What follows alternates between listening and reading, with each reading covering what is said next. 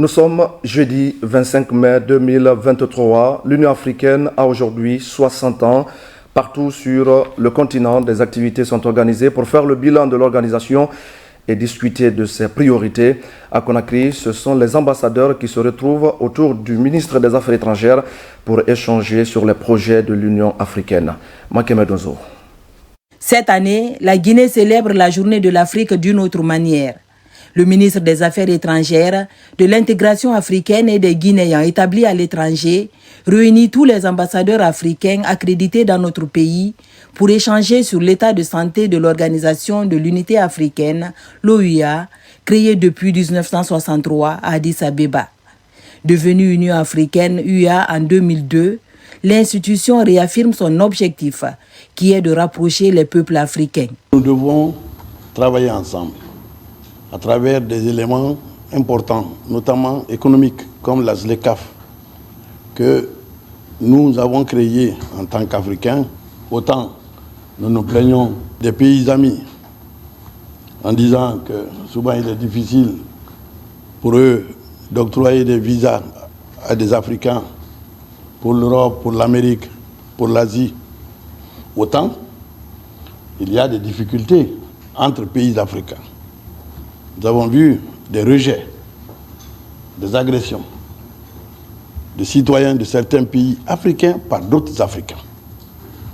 Donc, avant de porter la critique ailleurs, nous devons d'abord regarder et balayer devant notre porte africaine. C'est ensemble que nous pourrons travailler et décrocher ce que nous voulons. Ce 60e anniversaire est célébré en Guinée sous le thème « Accélération de la mise en œuvre de la zone de libre-échange continental africain ». ZLECAf. Pour réussir ce pari, l'institution veut s'appuyer sur le dynamisme de sa jeunesse.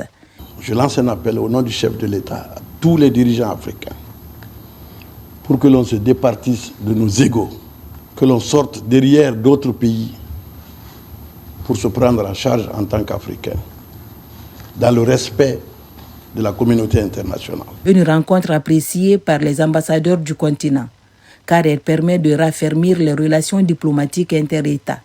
Une journée qui permet à l'Afrique de se rappeler encore les objectifs qui ont été tracés par les pères fondateurs. La Guinée fait partie des pays qui décident de faire de la journée du 25 mai un jour férié. Il y a d'autres pays africains où aujourd'hui ce n'est pas un jour férié. Donc si en plus les autorités du ministère des Affaires étrangères, encouragées certainement par les plus hautes autorités de la transition, ont voulu marquer davantage cette journée, nous ne pouvons que nous en réjouir et les féliciter encore une fois et dire notre fierté d'avoir participé avec le ministère à la tenue de cette journée-là. 54 pays constituent la grande famille Afrique. L'organisation a vu le jour grâce aux aspirations des pères des indépendances de quelques pays, dont la Guinée. Et puis, on vous le disait hier, l'ancien président sud-africain est en séjour à Conakry. Il prend part à la célébration de l'an 60 de la création de l'Union africaine. Thabo Mbeki a pour l'occasion animé une conférence de presse ce matin à Conakry. Tierno Ousmane Diallo. Panafricaniste convaincu, l'ancien président sud-africain Thabo Mbeki honore la Guinée et salue le rôle joué par notre pays dans la libération du continent. Depuis quelques années, il a entrepris des actions pour la renaissance du continent et l'unité de ses fils.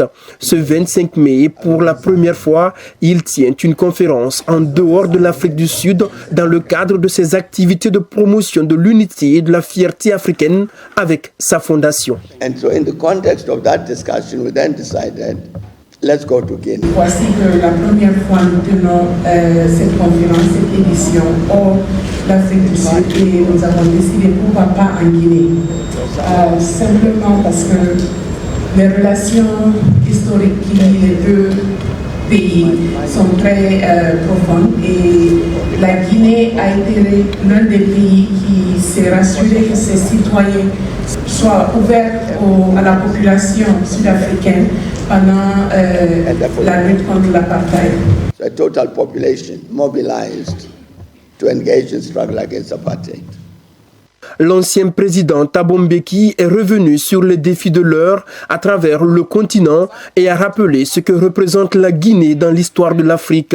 Son séjour sera ponctué d'une série d'activités en milieu universitaire avec à ses côtés un professeur émérite pour expliquer son projet de renaissance africaine. Moi, ce qui m'intéresse chez le président Mbeki, c'est que son idée d'Afrique Renaissance a des étapes concrètes pour faire avancer ce continent. Il y a d'abord l'idéologie Africa Renaissance, il a une infrastructure de Thabo Mbeki Library, il a aussi le Thabo Mbeki Archives et tout ça là. Et moi je crois que ça nous donne un pied à terre pour construire le panafricanisme en dessous pour assister les populations africaines. En tant qu'intellectuel, pour moi, c'est ce qui m'interpelle. Dans son combat pour l'unité et le développement de l'Afrique, l'ancien président Thabo Mbeki a créé en Afrique du Sud l'école africaine des affaires publiques et internationales. Il invite la jeunesse africaine à se former et à cultiver la paix. L'autre fait marquant de cette célébration, c'est la mise en place en Guinée de l'antenne de l'Association des femmes des communautés membres de l'Union africaine. L'équipe doit faire sur place la promotion des idées panafricanistes, contribuer au renforcement de la paix et du développement. Mekini Moussa Kamara et Noumousso Diakité. L'OUA, l'Organisation de l'Unité africaine, l'ancêtre de l'Union africaine, voyait le jour à Addis Abeba en Éthiopie il y a 60 ans, jour pour jour. Le moment marque le début de l'intégration africaine. Ce jour-là, 32 chefs d'État et de gouvernement parviennent enfin à se rassembler et à s'entendre autour d'un projet commun. Ils signent dans la nuit du 25 la charte de l'Union africaine. Le Guinéen Diallo Telli sera le premier secrétaire général de l'organisation panafricaine. Après 6 décennies, l'Association des femmes des communautés membres de l'Union africaine installe son antenne en Guinée, un des pays membres fondateurs de la dite institution. Je souhaite que la paix règne dans tous les pays de l'Afrique, parce que sans la paix, il n'y a pas de tranquillité. Sans la paix, on ne peut rien faire. Sans la paix, on ne peut pas évoluer. Je demande aux autorités de nous soutenir dans nos projets, parce que ce projet, c'est pour aider les enfants et les femmes démunies. La charte de l'Union africaine prône l'égalité souveraine des États membres, la non-ingérence et le respect de l'intégrité territoriale. Les autorités guinéennes accompagnent ces panafricaines. C'est le lieu pour moi d'interpeller mes sœurs de ces différentes associations, mais aussi toutes les organisations féminines à travers l'Afrique, de nous réveiller, nous servir ensemble de nos potentiels pour la paix et la stabilité dans notre continent. Dès après les années des indépendances, quelque chose qu'il faut mentionner, les femmes aussi s'étaient organisées au sein de l'Organisation panafricaine des femmes, l'OPF, pour aider les pères fondateurs à obtenir l'indépendance totale de l'Afrique. L'association a été créée en 2015 à Abidjan, en Côte d'Ivoire, pour promouvoir la stabilité et le développement de l'Afrique.